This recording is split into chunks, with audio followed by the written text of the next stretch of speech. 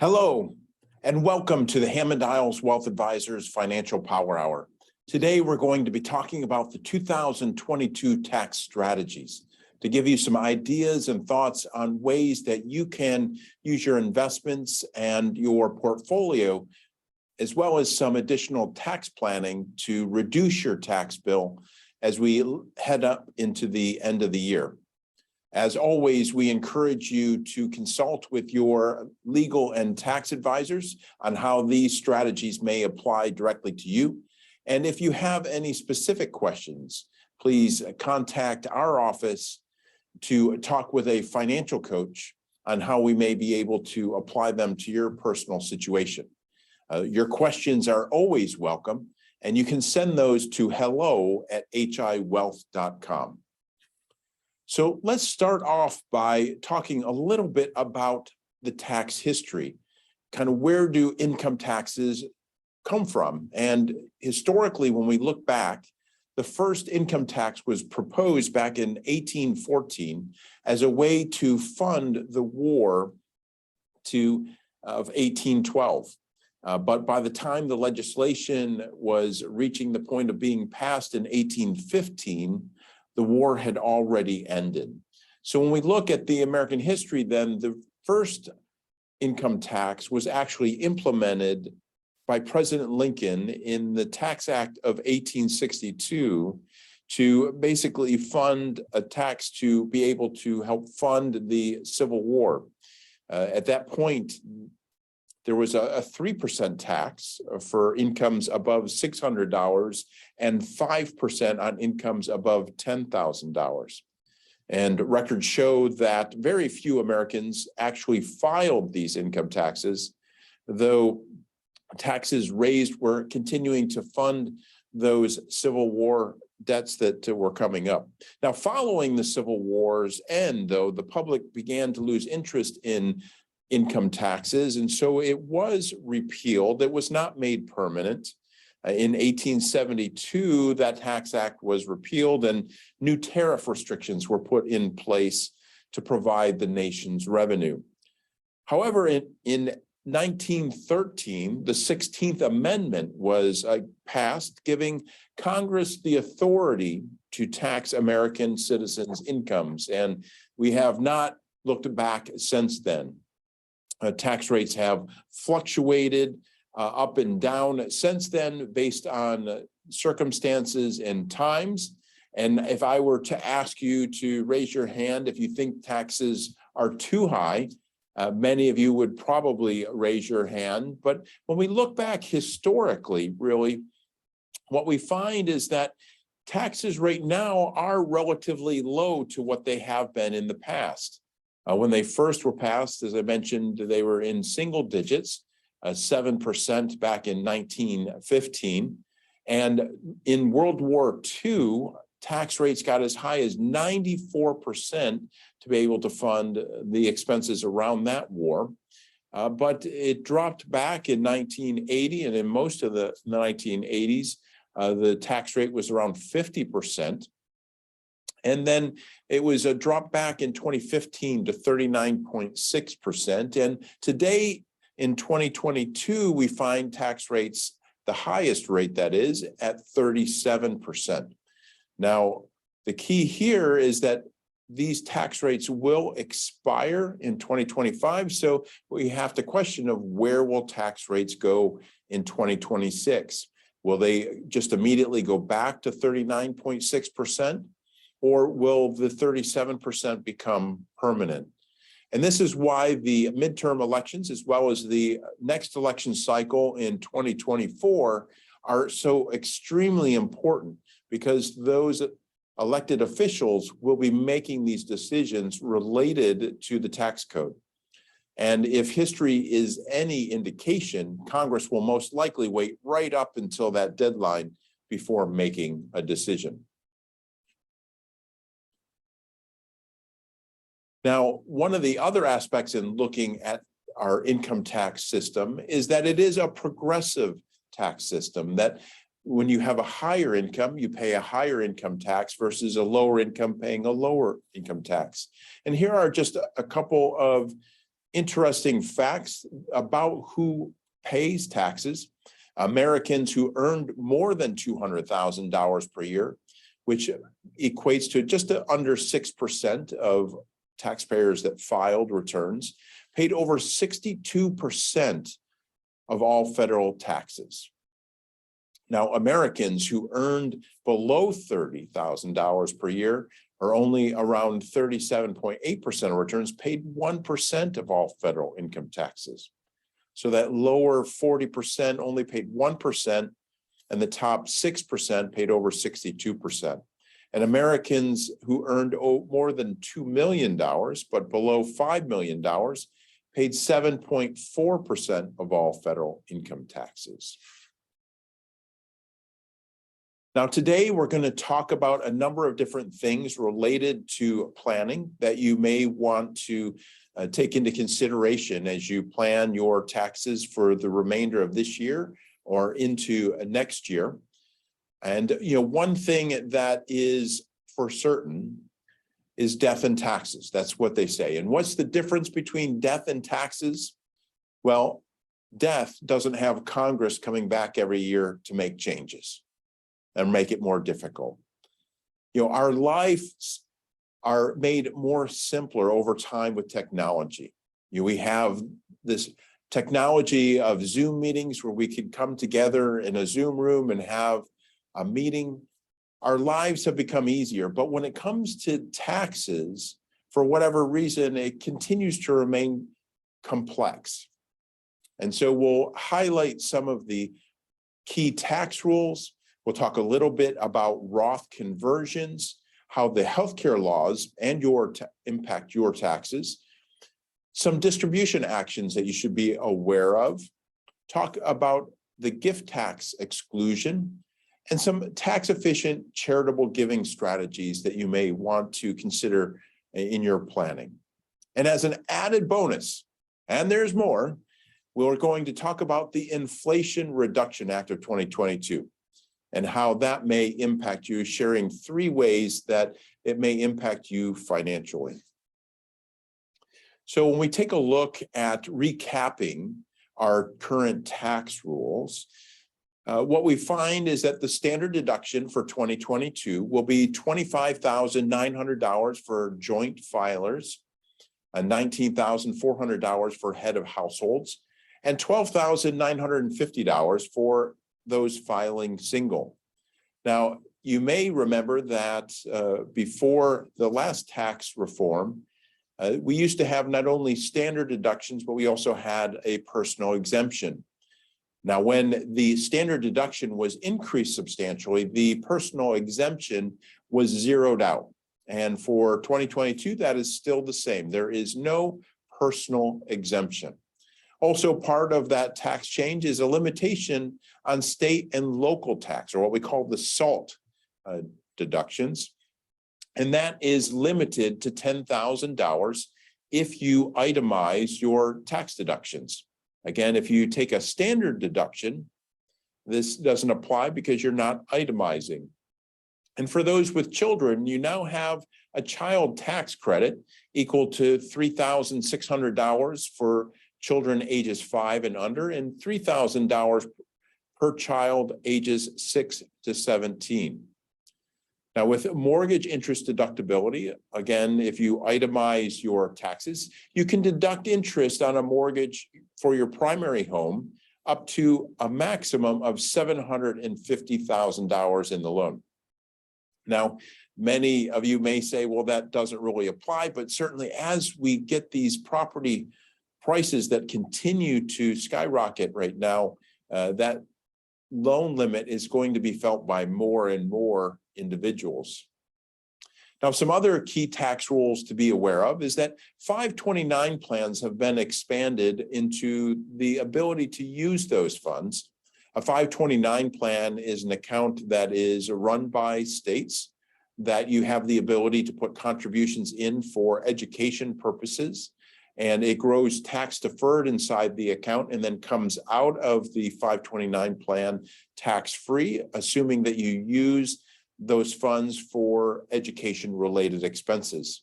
And in the past, that was related to college or university, basically higher education.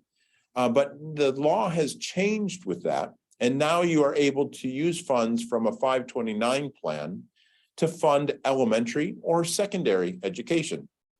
So you may have a child or grandchild that is going to a private elementary school or a private high school. Now you can use those funds from a 529 plan for those expenses.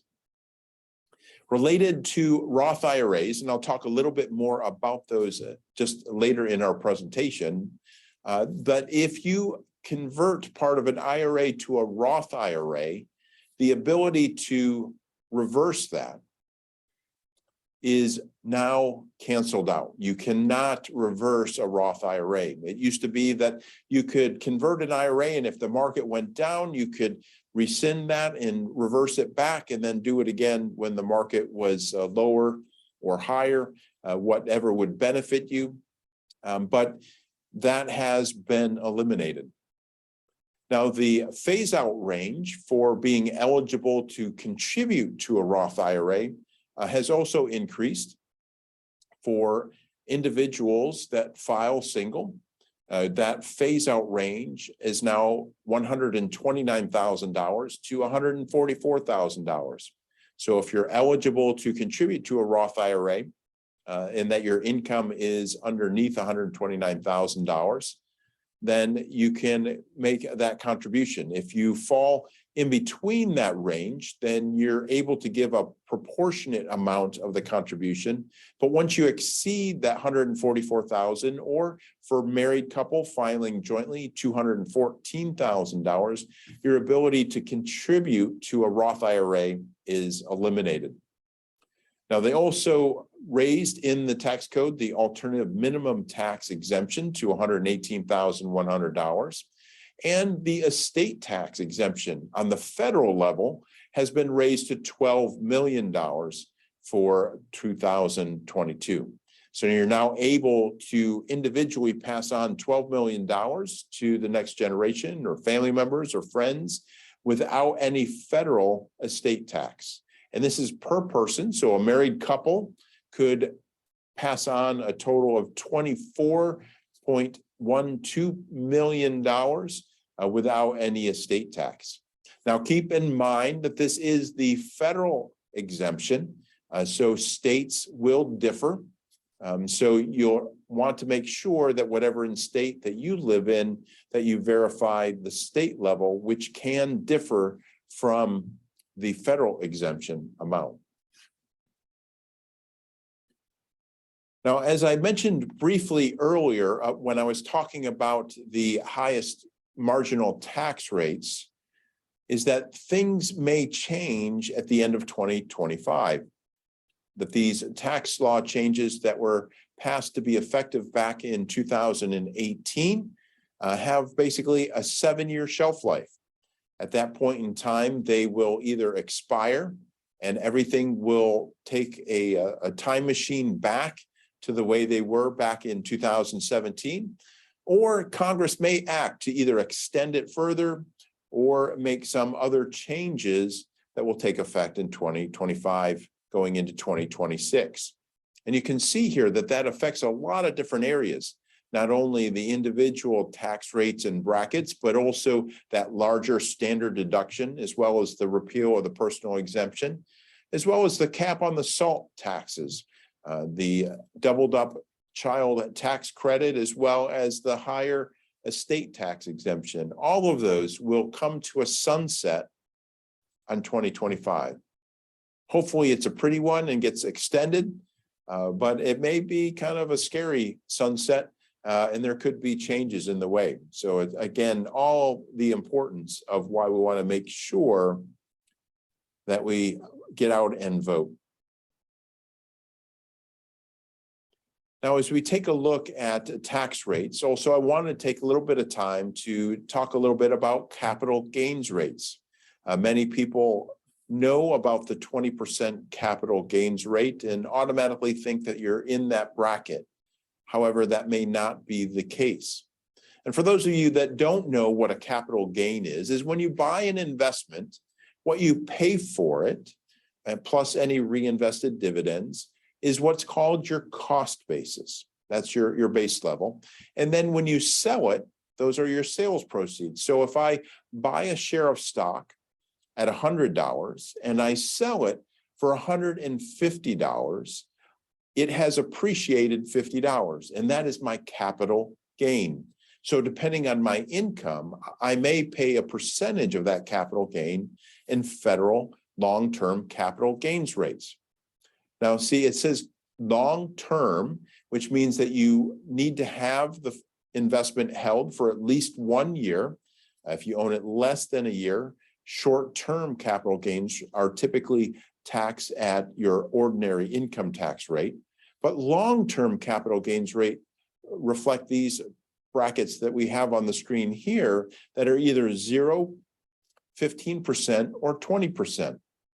So this is really important. So if you're holding a stock or received a stock that is appreciated significantly and you're wanting to reduce risk and diversify your portfolio, you'll want to pay attention to the capital gains and where you fall with the capital gains rates.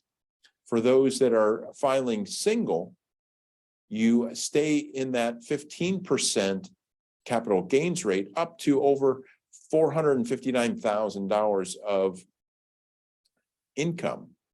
Whereas if you're under 41,000, you don't have any capital gains. Your capital gains rate is actually 0. So if you've had a decrease in income, whether you retired or become unemployed and have a year that your income is significantly lower than usual, you may want to take advantage of that circumstance to be able to recognize some capital gains at a lower capital gains rate. And for married filing jointly, that 15% tax bracket kicks in at $83,350 and over 20% at $517,000. So we always encourage you before making any sales or large capital gain recognition events, we encourage you to consult with your tax advisor. Now, one of the ways to manage investment-related taxes is to consider looking into tax advantage accounts. And by that, I mean retirement accounts, whether that's your individual retirement accounts like an IRA, Roth IRA, or SEP IRA, or it's an employer retirement account like your 401k, a 403b, or a 457 plan. Or it could be tax advantage in that it may be just an annuity that you're growing those funds on a tax deferred basis.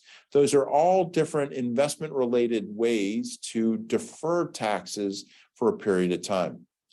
If you are interested in looking at ways to do that, I encourage you to reach out to Hammond Iles by going to our website at hiwealth.com, and you can click on a button there to schedule a free complimentary 15-minute conversation to talk about your specific circumstances with a financial coach. Now, as we take a look at retirement plans, here are the 2022 contribution limits for your employer retirement plan, like a 401k. The regular contribution limit for anyone under the age of 50 is $20,500. Now, if you're over the age of 50, you get a catch-up contribution. So in addition to the $20,500, you get an extra $6,500. So you can actually contribute up to $27,000 to your 401k this year. Now, for those accounts that are outside of your employer, such as an IRA or a Roth IRA, the contribution limit for those under 50 is $6,000. And if you're over 50, you get an extra $1,000, so you can contribute up to $7,000. And I'd like to mention that this applies to both IRAs and Roth IRAs as a whole. So if you have both an IRA and a Roth IRA, you can't contribute to both of them $6,000. You can only contribute up to $6,000 for both of them. So you could put $3,000 into each, or $6,000 into one or the other if you're under 50, or $7,000 if you're over 50. So something to keep in mind. And Also, you need to be aware that your contributions to these plans can be phased out. Traditional IRA limits look at your income, your filing status, as well as whether you're eligible for an employer retirement plan through your workplace. All of those will impact your eligibility to make a contribution to a traditional IRA. And a Roth IRA has similar expectations or things that need to be met to be able to be eligible for your Roth IRA contribution. That's primarily your income and filing status. So you'll want to make sure that you're eligible to make contributions to those accounts before you make those contributions. Now, one of the most overlooked kind of tax deferred or tax advantaged way of saving for retirement is through a health savings account or an HSA.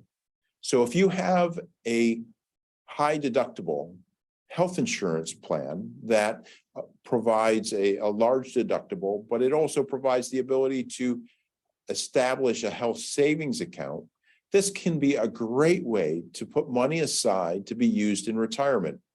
A health savings account, when you contribute to it, you get a tax deduction for everything that goes into the account. It grows tax deferred until you draw money out. And as long as you draw the money out and use it for health-related expenses, that money comes out tax-free. So this is a way of paying your health expenses for the future or in the near future using pre-tax dollars. So if you are eligible to contribute to a health savings account, I would highly recommend that you fund it and possibly consider just funding it, not using it, and saving it for your financial future. For those under the age of 55, if it's just you on the health insurance plan, you can contribute up to $3,650. If you're over age 55, you get an extra $1,000 with that. And if you are in a family plan where it's more than just you on the plan, you can contribute up to $7,300 for being under 55 and $8,300 over 55. Again, this is a great way to put money in. It's tax deductible, so it becomes pre-tax dollars coming in. It grows tax deferred, and in many health savings accounts, you have the ability to invest those funds. So you're able to actually grow them with market returns on investments or through interest earned on an interest-bearing investment, that it can grow over time and then come out to you tax-free to pay for your health expenses. So it's a great way of putting money aside for your retirement health expenses. So number two is we want to talk about Roth conversions. This, I think, is extremely important and very timely since we have seen a pullback in the financial markets. Certainly when the market pulls back, it creates an opportunity to take advantage of Roth conversions. So what exactly is a Roth conversion? Well, if you have a traditional IRA, you can take part or all of that IRA and convert it into a Roth IRA. With your traditional IRA, the funds that are in that account are pre-tax dollars.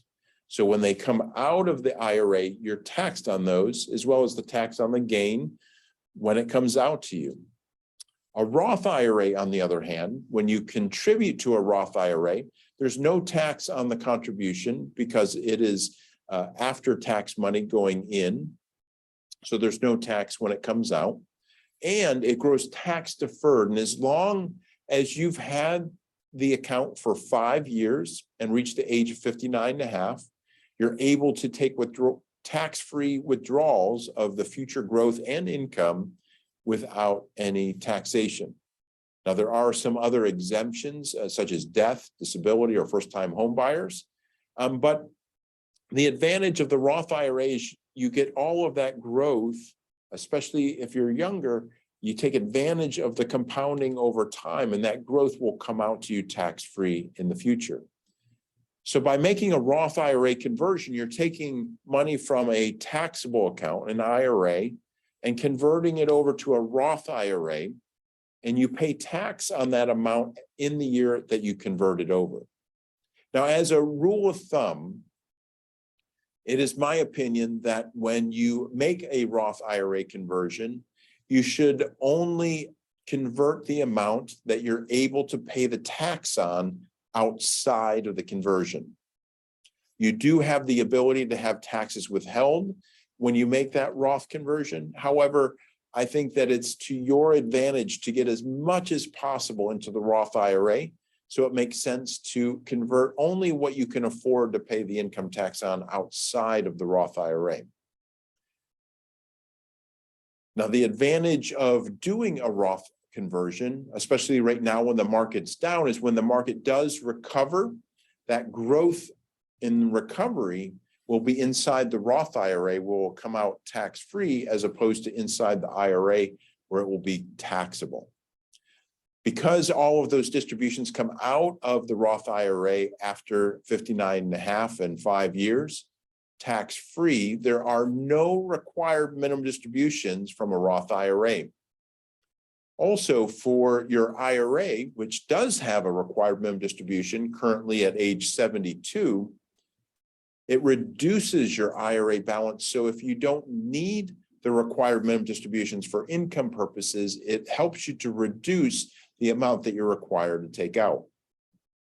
Now, keep in mind, as I mentioned towards the beginning of our presentation, that you cannot undo a Roth conversion. So once you make that decision and make that conversion, it's done. It's irrevocable. You're locked in. So make sure that you do your homework in advance as to if you're wanting to do and how much you may want to do in the Roth conversion. You're not required to do your entire IRA. You can carve off part of it. You can do it over a period of years. Or again, if you happen to see a decrease in income in any year, whether it's due to a change of employment, whether retired or unemployed, you may want to look at a Roth conversion during that year and take advantage of the lower income that you might have.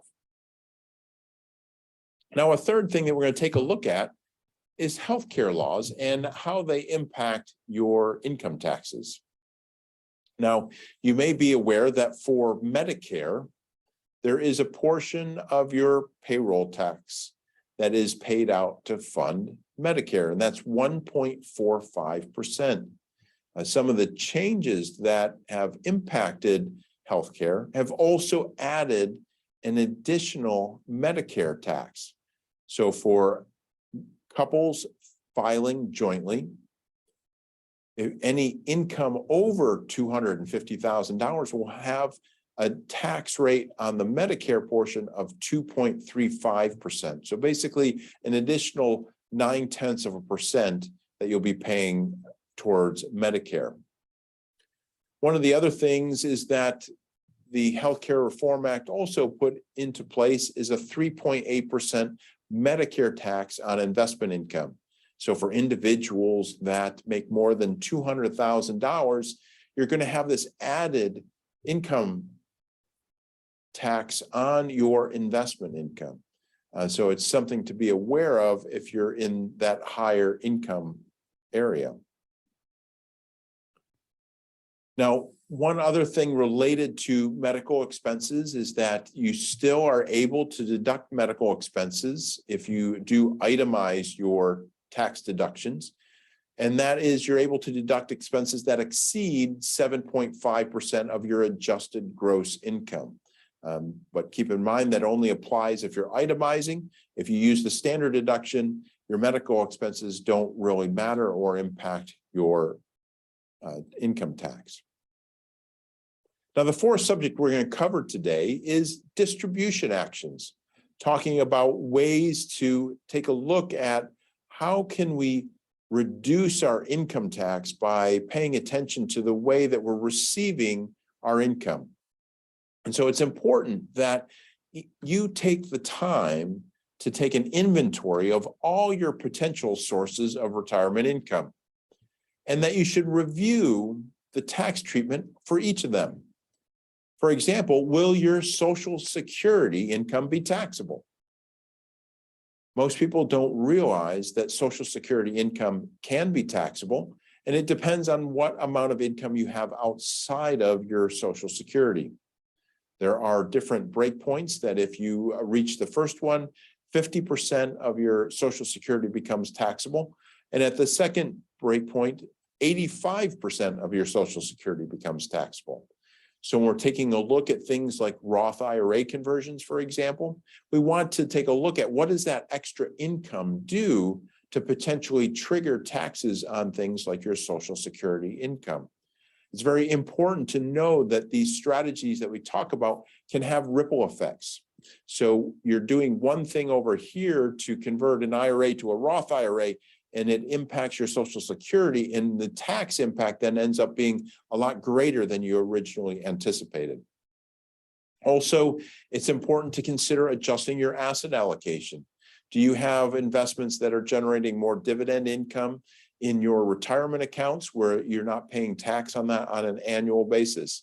Or are you creating a taxable income that is not taxable? There are ways of using investments to create non-taxable income, or are you using some of those tax advantaged accounts that we talked about briefly? And then certainly don't forget about your required minimum distribution. Again, if you're age 72 or older, you're required to take a portion of your retirement accounts out each year so that Uncle Sam, who gets tired of waiting for the income taxes, starts to collect a little bit of tax, whether you need that money for income purposes or not. You'll be required to take a small portion out, for example, 3.64% at age 72, so that the income tax is triggered on it. You can turn right around and reinvest it if you don't need it, but it is required to come out of the retirement account and trigger the income tax. So it's important to take a look at this inventory, the tax treatment of all your sources of income, so that you can manage your tax situation. It's one of the other benefits of having money invested in a Roth IRA is that you have a bucket of investments that can be tapped into on a tax-free basis. So you can adjust where you take your income from, whether it's your traditional IRA, your 401k, or that Roth IRA, to help mitigate and keep you in a tax bracket that is to your benefit. The fifth subject that we're going to talk a little bit about is gift tax exclusions. Now, a lot of times individuals will ask me, well, what happens if I give money to my son or daughter or family member? What are the tax consequences? Well, for 2022, there is an exemption amount of $16,000 per person per year. And that means that you can give $16,000 to anyone you want, and there's no income tax or gift tax filing for you, and there's no income tax or gift tax filing for the recipient.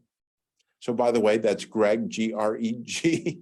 So if you want to make those gifts and make them out, you can give up to $16,000 per person.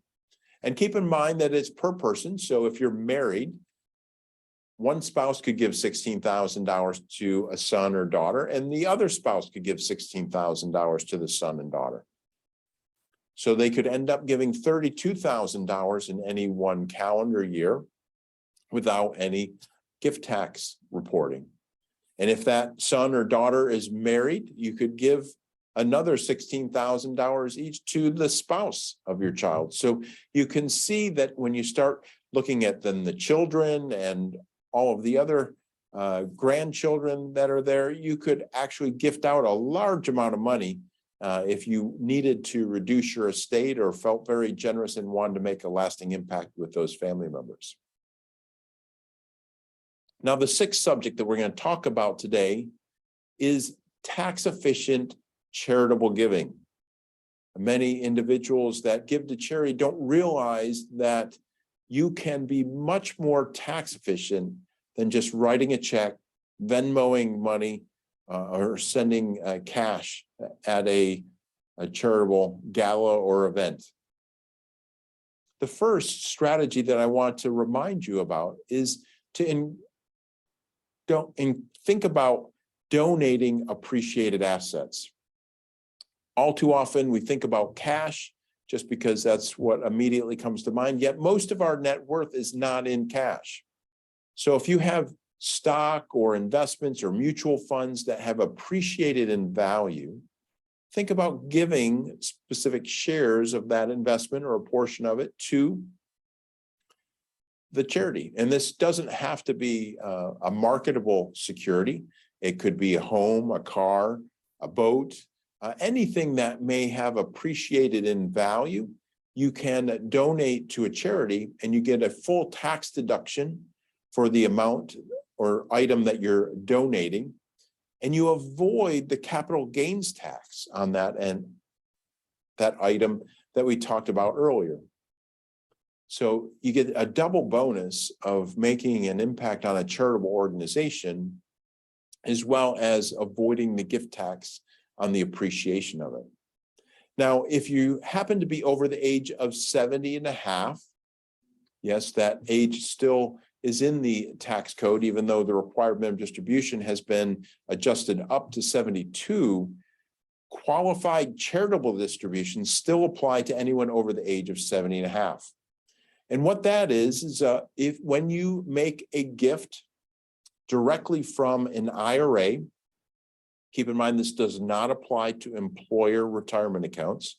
This is only from IRAs. So if all of your money is in a 401k, you'll need to roll part or all of it over to an IRA to be able to make a charitable distribution. When you make that qualified charitable distribution to a certified 501c3 organization, the amount coming out of the IRA is not taxable to you as income.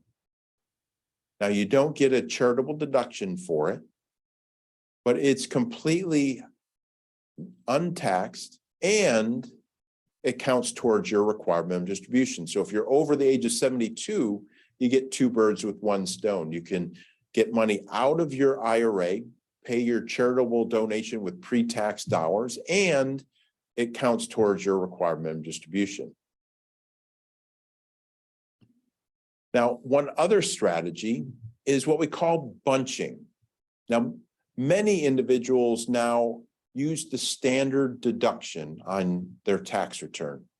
And if you are in that situation, then making charitable donations do not really apply to your circumstance because you don't get a charitable deduction because you're using the standard deduction. So one strategy in being able to take advantage of charitable deductions is to bunch them. Put a bunch of donations together into 1 year, where that year you itemize your tax deductions and take advantage of those bunched gifts. And then in the following years, when you're using those bunched gifts out, you use the standard deduction. So you could possibly, depending on your tax situation, have some tax savings there. Now, one of the ways to bunch charitable gifts is to use a donor-advised fund. A donor-advised fund is a fund that you would set up with a foundation, and that fund allows you to donate either cash or appreciated assets. Again, a great way to use those appreciated assets. Donate them into the donor-advised fund. You get a tax deduction when the money goes in. But inside the donor advised fund, those funds can be invested or just sit and grow over a period of time, and you decide when that's paid out. So for example, if I give $5,000 a year to a nonprofit organization, I could donate $25,000 of appreciated stock into the donor advised fund. Once it's there, I could sell the stock and reinvest in a diversified portfolio without the capital gains. And then for the following 5 years, I could request a grant to pay out that $5,000 every year from my donor advised fund out to the charitable organization or cause that I want to support. So it's a way of consolidating a charitable donation into a single year, but then having the flexibility to grow that over time, as well as decide when and who it goes out to. And this is a really important strategy, especially for those that may have a spike in income, whether you receive a large bonus or a stock cash in or employee stock purchase plan that you're cashing in some stock. If you have a spike in income, you may want to choose to make a contribution to a donor advised fund to get that larger charitable deduction in the year to help offset that spike in income. If you have any questions on how that might apply to you, again, I encourage you to reach out to our office by going to our website at hiwealth.com, clicking on the button for a complimentary 15-minute conversation with a financial coach. We'll be happy to take a look at how this might apply to you and your finances. So as I mentioned, there's more. So just when you thought you're getting just the Ginsu knives, there is an added bonus here. And it's not Ginsu knives. We're going to talk about Inflation Reduction Act of 2022. And I think this name is misleading because it's not going to have that much of an impact on inflation itself. But, you know, it's a little sexy. It's what they're selling as the Inflation Reduction Act. But there are some areas of the act that could apply to you and provide you some savings. So I just wanted to highlight 3 of them for you today. The first is that there are tax credits for energy-related home improvements. You could receive up to a 30% tax credit for energy-efficient windows, heat pumps, and newer appliances. Also, with those appliances, you could get up to $14,000 in rebates for upgrading to new energy-efficient appliances. So if you're thinking about that may be time to replace some of your appliances or replace your heating system, now is the time to do it. As well as if you have been thinking about adding solar panels to your home to generate some electricity, now you can get a tax credit thanks to the Inflation Reduction Act of 2022. Also, if you have been thinking about purchasing an electric vehicle, an EV, there are now expanded tax credits for purchasing one. You can get up to $4,000 for a used electric vehicle and up to $7,500 for a new electric vehicle. So again, incentives for all of us to be a little bit more energy efficient, which should help with kind of what we're facing of changes in the climate. Now, one other aspect for those over age 65 that are on Medicare, you will like this one, that there is now a cap on what you can spend out of your pocket for prescription drugs. For 2024, that cap will be $4,000 for the year. And then in 2025, that will drop down to $2,000. One of the other benefits of the Inflation Reduction Act is that it gave the federal government the authority to negotiate prescription drug costs with pharmaceutical companies.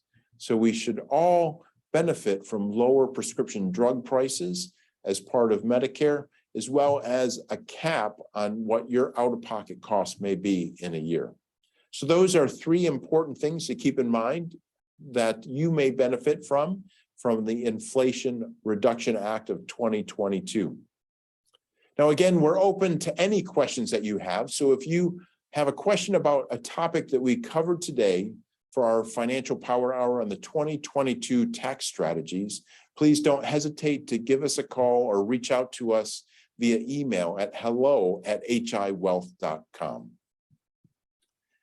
I thank you for taking time to spend some time with us to learn a little bit more about some tax savings. Just to wrap up, I'd like to share with you the difference between tax avoidance and tax evasion.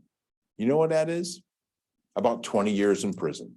And on that note, I thank you for taking some time to spend it with me. I'm Greg Hammond, CEO of Hammond Iles Wealth Advisors, and we'll look forward to seeing you back here at another Hammond Iles Financial Power Hour.